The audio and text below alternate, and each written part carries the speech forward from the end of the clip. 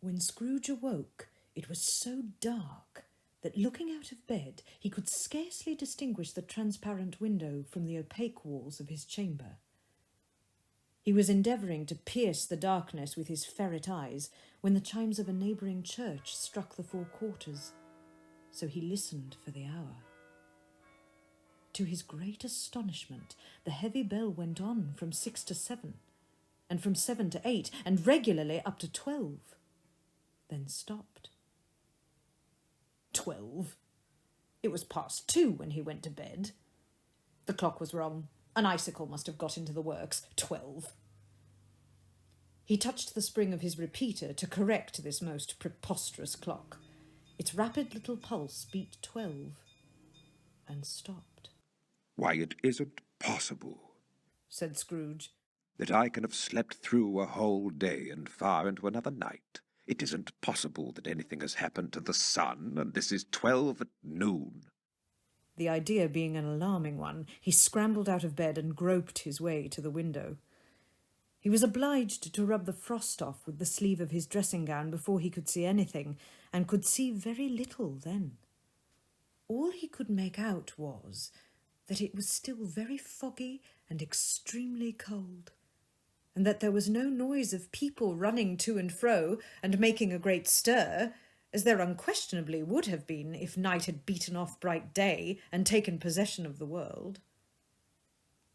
This was a great relief, because 3 days after sight of this first of exchange, pay to Mr. Ebenezer Scrooge or his order and so forth would have become a mere United States security if there were no days to count by. Scrooge went to bed again and thought and thought and thought it over and over and over, and could make nothing of it. The more he thought, the more perplexed he was, and the more he endeavoured not to think, the more he thought. Marley's ghost bothered him exceedingly.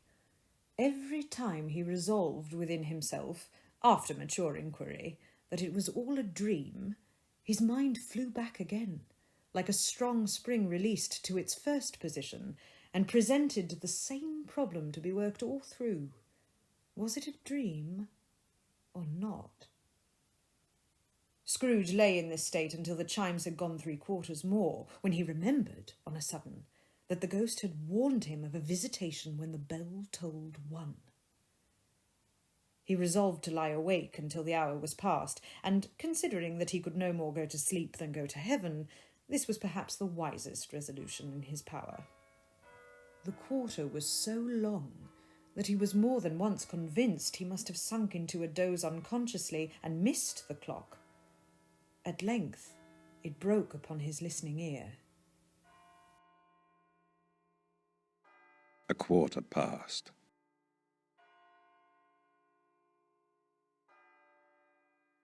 Half past. A quarter to it.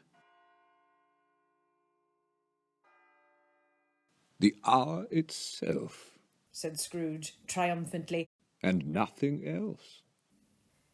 He spoke before the hour bell sounded, which it now did with a deep, dull, hollow melancholy. 1. Light flashed up in the room upon the instant, and the curtains of his bed were drawn. The curtains of his bed were drawn aside, I tell you, by a hand. Not the curtains at his feet, nor the curtains at his back, but those to which his face was addressed. The curtains of his bed were drawn aside, and Scrooge, starting up into a half-recumbent attitude, found himself face to face with the unearthly visitor who drew them, as close to it as I am now to you, and I am standing in the spirit at your elbow.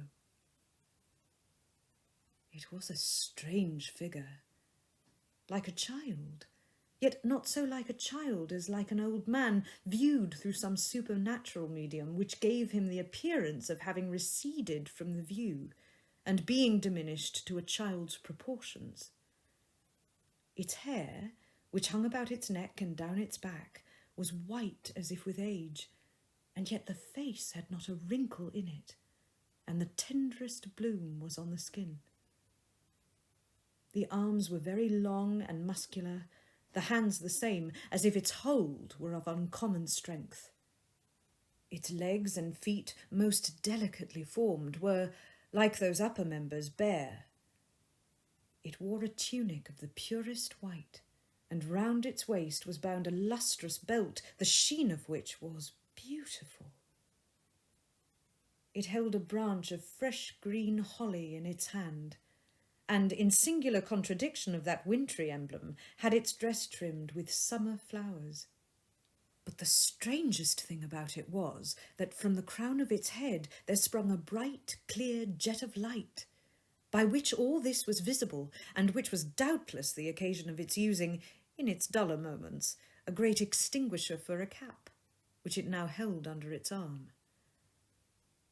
Even this, though, when Scrooge looked at it with increasing steadiness, was not its strangest quality. For as its belt sparkled and glittered now in one part and now in another, and what was light one instant at another time was dark, so the figure itself fluctuated in its distinctness, being now a thing with one arm, now with one leg, now with 20 legs, now a pair of legs without a head, now a head without a body, of which dissolving parts no outline would be visible in the dense gloom wherein they melted away. And in the very wonder of this, it would be itself again, distinct and clear as ever. Are you the spirit whose coming was foretold me? Asked Scrooge. I am. The voice was soft and gentle, singularly low, as if instead of being so close beside him, it were at a distance. Who and what are you? Scrooge demanded. I am the ghost of Christmas past. Long past? Inquired Scrooge, observant of its dwarfish stature. No, your past. Perhaps Scrooge could not have told anybody why, if anybody could have asked him, but he had a special desire to see the spirit in his cap, and begged him to be covered. What? Exclaimed the ghost. Would you so soon put out with worldly hands the light I give? Is it not enough that you are one of those whose passions made this cap, and force me through whole trains of years to wear it low upon my brow? Scrooge reverently disclaimed all intention to offend, or knowledge of having wilfully bonneted the spirit at any period of his life.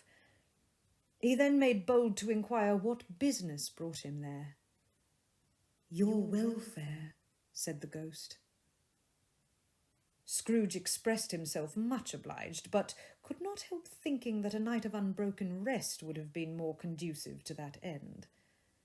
The spirit must have heard him thinking, for it said immediately, Your reclamation, then. Take heed. It put out its strong hand as it spoke, and clasped him gently by the arm. Rise, and walk with me. It would have been in vain for Scrooge to plead that the weather and the hour were not adapted to pedestrian purposes, that bed was warm, and the thermometer a long way below freezing, that he was clad but lightly in his slippers, dressing-gown, and nightcap, and that he had a cold upon him at the time. The grasp, though gentle as a woman's hand, was not to be resisted. He rose, but finding that the spirit made towards the window, clasped its robe in supplication. I am a mortal, Scrooge remonstrated, and liable to fall. Bear but a touch of my hand there, said the spirit, laying it upon his heart, and you shall be upheld in more than this. As the words were spoken, they passed through the wall and stood upon an open country road with fields on either hand. The city had entirely vanished. Not a vestige of it was to be seen. The darkness and the mist had vanished with it, for it was a clear, cold winter day, with snow upon the ground. Good heaven, said Scrooge, clasping his hands together as he looked about him. I was bred in this place. I was a boy here. The spirit gazed upon him mildly. Its gentle touch though it had been light and instantaneous, appeared still present to the old man's sense of feeling. He was conscious of 1,000 odours floating in the air, each one connected to 1,000 thoughts and hopes and joys and cares long, long forgotten. "Your lip is trembling," said the ghost, "and what is that upon your cheek?" Scrooge muttered, with an unusual catching in his voice, that it was a pimple, and begged the ghost to lead him where he would. "You recollect the way?" inquired the spirit. Remember it? Cried Scrooge with fervour. I could walk it blindfold. "Strange to have forgotten it for so many years," observed the ghost. "Let us go on." They walked along the road, Scrooge recognising every gate and post and tree, until a little market town appeared in the distance, with its bridge, its church, and winding river. Some shaggy ponies were now seen trotting towards them with boys upon their backs, who called out to other boys in country gigs and carts driven by farmers. All these boys were in great spirits, and shouted to each other until the broad fields were so full of merry music that the crisp air laughed to hear it. "These are but the shadows of the things that have been," said the ghost. "They have no consciousness of us." Jocund travellers came on, and as they came, Scrooge knew and named them every one. Why was he rejoiced beyond all bounds to see them? Why did his cold eye glisten and his heart leap up as they went past? Why was he filled with gladness when he heard them give each other Merry Christmas as they parted at crossroads and byways for their several homes? What was Merry Christmas to Scrooge? Out upon Merry Christmas! What good had it ever done to him? "The school is not quite deserted," said the ghost. "A solitary child, neglected by his friends, is left there still." Scrooge said he knew it, and he sobbed. They left the high road by a well-remembered lane, and soon approached a mansion of dull red brick, with a little weathercock-surmounted cupola on the roof and a bell hanging in it. It was a large house, but one of broken fortunes, for the spacious offices were little used. Their walls were damp and mossy, their windows broken, and their gates decayed. Fowls clucked and strutted in the stables, and the coach-houses and sheds were overrun with grass. Nor was it more retentive of its ancient state within, for entering the dreary hall and glancing through the open doors of many rooms, they found them poorly furnished, cold and vast. There was an earthy savour in the air, a chilly bareness in the place, which associated itself somehow with too much getting up by candlelight, and not too much to eat. They went, the ghost and Scrooge, across the hall, to a door at the back of the house. It opened before them and disclosed a long, bare, melancholy room, made barer still by lines of plain deal forms and desks. At one of these, a lonely boy was reading near a feeble fire, and Scrooge sat down upon a form and wept to see his poor, forgotten self as he used to be. Not a latent echo in the house, not a squeak and scuffle from the mice behind the panelling, not a drip from the half-thawed water-spout in the dull yard behind, not a sigh among the leafless boughs of one despondent poplar, not the idle swinging of an empty storehouse door, no, not a clicking in the fire, but fell upon the heart of Scrooge with a softening influence, and gave freer passage to his tears. Poor boy, he said, in pity for his former self, and cried again. I wish. Scrooge muttered, putting his hand in his pocket and looking about him after drying his eyes with his cuff. But it's too late now. What is the matter? Asked the spirit. Nothing, said Scrooge. nothing. There was a boy, singing a Christmas carol at my door last night. I should like to have given him something, that's all." The ghost smiled thoughtfully and waved its hand, saying as it did so, "Let us see another Christmas." Scrooge's former self grew larger at the words, and the room became a little darker and more dirty. The panels shrunk, the windows cracked, fragments of plaster fell out of the ceiling, and the naked laths were shown instead. But how all this was brought about, Scrooge knew no more than you do. He only knew that it was quite correct, and that everything had happened so, that there he was, alone again, when all the other boys had gone home for the jolly holidays. He was not reading now, but walking up and down despairingly. Scrooge looked at the ghost, and with a mournful shaking of his head, glanced anxiously towards the door. It opened, and a little girl, much younger than the boy, came darting in, and putting her arms about his neck, and often kissing him, addressed him as her dear, dear brother. "I have come to bring you home, dear brother," said the child, clapping her tiny hands and bending down to laugh. "To bring you home, home, home." "Home, little Fan," returned the boy. "Yes," said the child, brimful of glee. "Home for good and all, home for ever and ever. Father is so much kinder than he used to be, that home's like heaven. He spoke so gently to me one dear night when I was going to bed that I was not afraid to ask him once more if you might come home. And he said, 'Yes, you should,' and sent me in a coach to bring you. And you're to be a man," said the child, opening her eyes, "and are never to come back here. But first, we're to be together all the Christmas long and have the merriest time in all the world." "You are quite a woman, little Fan," exclaimed the boy. She clapped her hands and laughed, and tried to touch his head, but, being too little, laughed again, and stood on tiptoe to embrace him. Then she began to drag him in her childish eagerness towards the door, and he, nothing loath to go, accompanied her. A terrible voice in the hall cried, "Bring down Master Scrooge's box there."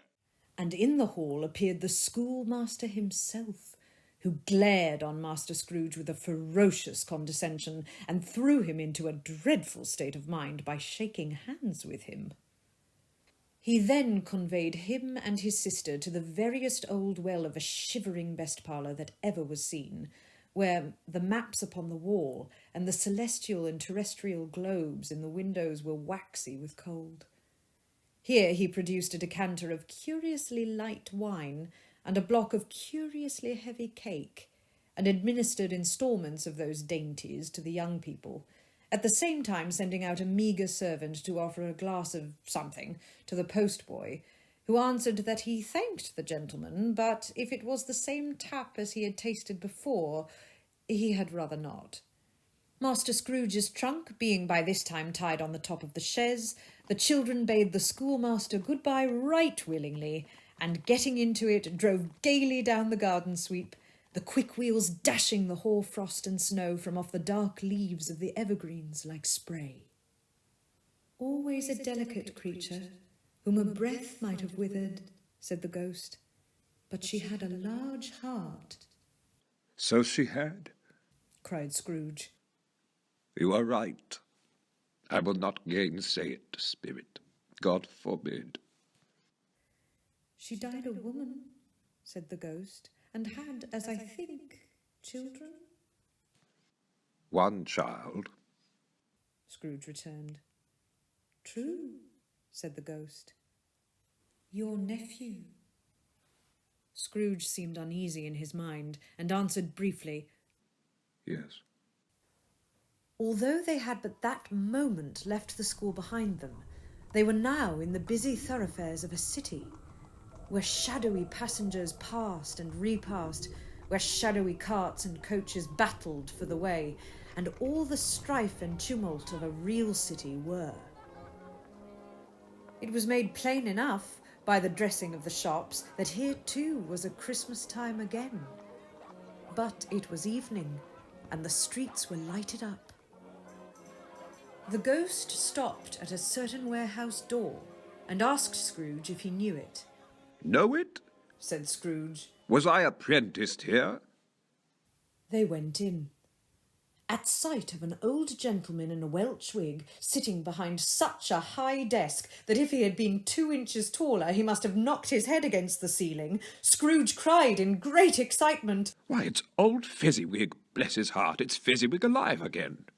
Old Fezziwig laid down his pen and looked up at the clock, which pointed to the hour of 7. He rubbed his hands, adjusted his capacious waistcoat, laughed all over himself, from his shoes to his organ of benevolence, and called out in a comfortable, oily, rich, fat, jovial voice, Yo-ho there! Ebenezer! Dick! Scrooge's former self, now grown a young man, came briskly in, accompanied by his fellow prentice. Dick Wilkins, to be sure. Said Scrooge to the ghost. Bless me, yes, there he is. He was very much attached to me, was Dick. Poor Dick. Dear, dear. Yo-ho, my boys. Said Fezziwig. No more work tonight. Christmas Eve, Dick. Christmas, Ebenezer. Let's have the shutters up. Cried old Fezziwig, with a sharp clap of his hands. Before a man can say Jack Robinson. You wouldn't believe how those fellows went at it.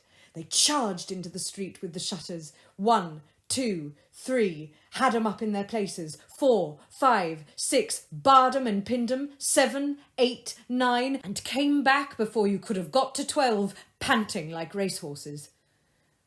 Hilly-ho! Cried old Fezziwig, skipping down from the high desk with wonderful agility. Clear away, my lads, and let's have lots of room here. Hilly-ho, Dick. Cheer up, Ebenezer. Clear away. There was nothing they wouldn't have cleared away, or couldn't have cleared away with old Fezziwig looking on. It was done in a minute. Every movable was packed off as if it were dismissed from public life forevermore. The floor was swept and watered, the lamps were trimmed, fuel was heaped upon the fire, and the warehouse was as snug and warm and dry and bright a ballroom as you would desire to see upon a winter's night. In came a fiddler with a music book and went up to the lofty desk and made an orchestra of it and tuned like 50 stomachs. In came Mrs. Fezziwig, one vast substantial smile. In came the 3 Miss Fezziwigs, beaming and lovable. In came the 6 young followers whose hearts they broke. In came all the young men and women employed in the business. In came the housemaid with her cousin, the baker. In came the cook with her brother's particular friend, the milkman. In came the boy from over the way, who was suspected of not having board enough from his master, trying to hide himself behind the girl from next door but one, who was proved to have had her ears pulled by her mistress.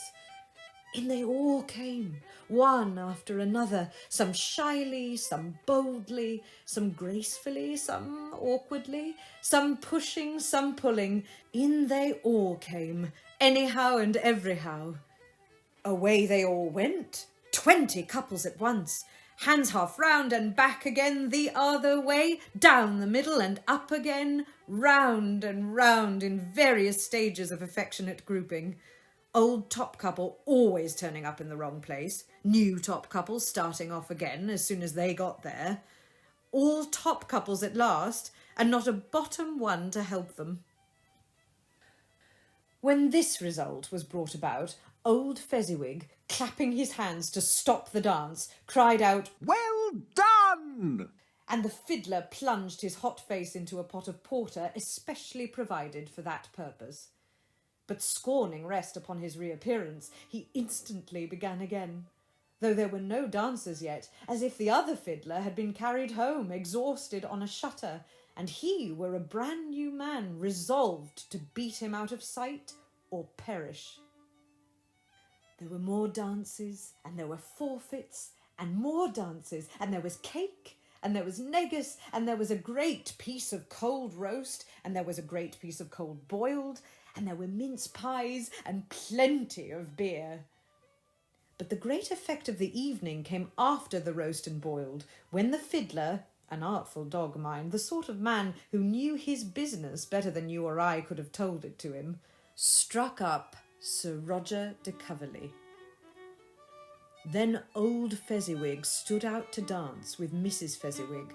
Top couple, too, with a good stiff piece of work cut out for them. 3 or 24 pair of partners, people who were not to be trifled with, people who would dance and had no notion of walking. But if they had been twice as many, 4 times, old Fezziwig would have been a match for them, and so would Mrs. Fezziwig. As to her, she was worthy to be his partner in every sense of the term. If that's not high praise, tell me higher and I'll use it. A positive light appeared to issue from Fezziwig's calves. They shone in every part of the dance like moons. You couldn't have predicted at any given time what would have become of them next. And when old Fezziwig and Mrs. Fezziwig had gone all through the dance, advance and retire, hold hands with your partner, bow and curtsy, corkscrew, thread the needle, and back again to your place, Fezziwig cut. Cut so deftly that he appeared to wink with his legs, and came upon his feet again without a stagger. When the clock struck 11, this domestic ball broke up. Mr. and Mrs. Fezziwig took their stations, one on either side of the door, and shaking hands with every person individually as he or she went out, wished him or her a Merry Christmas.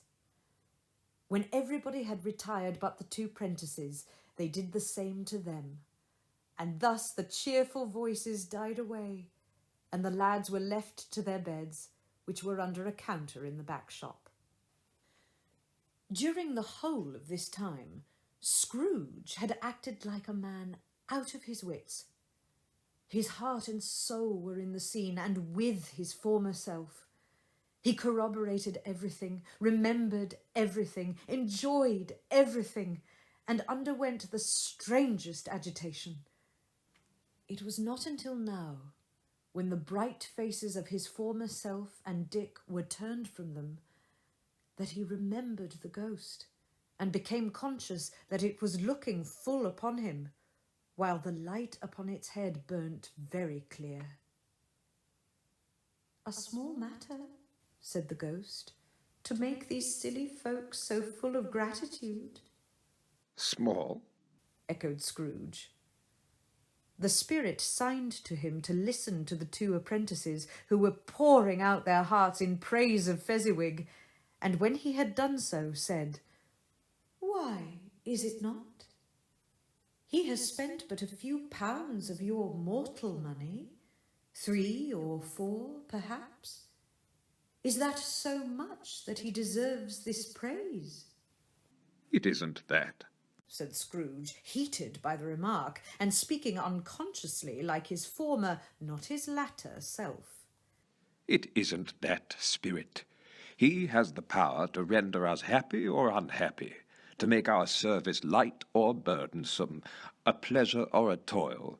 Say that his power lies in words and looks, in things so slight and insignificant that it is impossible to add and count 'em up. What then? The happiness he gives is quite as great as if it cost a fortune. He felt the spirit's glance and stopped. "What is the matter?" asked the ghost. Nothing particular, said Scrooge. "Something, I think," the ghost insisted. No, said Scrooge. no. I should like to be able to say a word or two to my clerk just now. That's all. His former self turned down the lamps as he gave utterance to the wish, and Scrooge and the ghost again stood side by side in the open air. "My time grows short," observed the spirit. "Quick!" This was not addressed to Scrooge, or to anyone whom he could see, but it produced an immediate effect. For again Scrooge saw himself. He was older now, a man in the prime of life. His face had not the harsh and rigid lines of later years, but it had begun to wear the signs of care and avarice. There was an eager, greedy, restless motion in the eye, which showed the passion that had taken root, and where the shadow of the growing tree would fall. He was not alone, but sat by the side of a fair young girl in a morning dress, in whose eyes there were tears, which sparkled in the light that shone out of the ghost of Christmas past. "It matters little," she said softly. "To you, very little. Another idol has displaced me, and if it can cheer and comfort you in time to come, as I would have tried to do, I have no just cause to grieve." "What idol has displaced you?" he rejoined. "A golden one," This is the even-handed dealing of the world, he said. There is nothing on which it is so hard as poverty, and there is nothing it professes to condemn with such severity as the pursuit of wealth. "You fear the world too much," she answered gently. "All your other hopes have merged into the hope of being beyond the chance of its sordid reproach. I have seen your nobler aspirations fall off, one by one, until the master passion, gain, engrosses you. Have I not?" What then? he retorted. Even if I have grown so much wiser, what then? "I am not changed towards you." She shook her head. Am I? "Our contract is an old one. It was made when we were both poor and content to be so, until in good season we could improve our worldly fortune by our patient industry. You are changed. When it was made, you were another man," "I was a boy." he said impatiently. "Your own feeling tells you that you were not what you are," she returned. "I am. That which promised happiness when we were one in heart is fraught with misery now that we are two. How often and how keenly I have thought of this, I will not say. It is enough that I have thought of it and can release you." Have I ever sought release? "In words, no, never. "In what, then?" In a changed nature, in an altered spirit, in another atmosphere of life, another hope as its great end, in everything that made my love of any worth or value in your sight."